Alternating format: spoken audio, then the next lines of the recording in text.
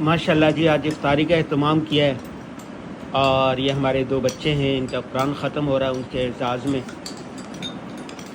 قاری صاحب ہیں، اور ماشاءاللہ حدیث پاک میں آتا ہے نا کہ رمضان میں مومن کے رزق میں اضافہ ہو جاتا ہے۔ افطاری کے وقت پتہ چلتا ہے واقعتاً اضافہ ہو رہا ہے۔ ہر آدمی کے دسترخوان پر 2-3 ڈشیں تو لازمی ہوتی ہیں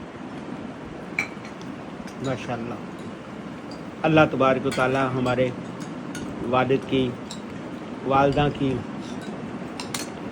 بھائی ابرار کی، ہمارے جتنے خاندان کے لوگ وفات پا چکے ہیں، اس افطاری کا ثواب ان کی روح کو پہنچا دے، ان سب کی مغفرت فرما دے، آمین آمین یا رب العالمین۔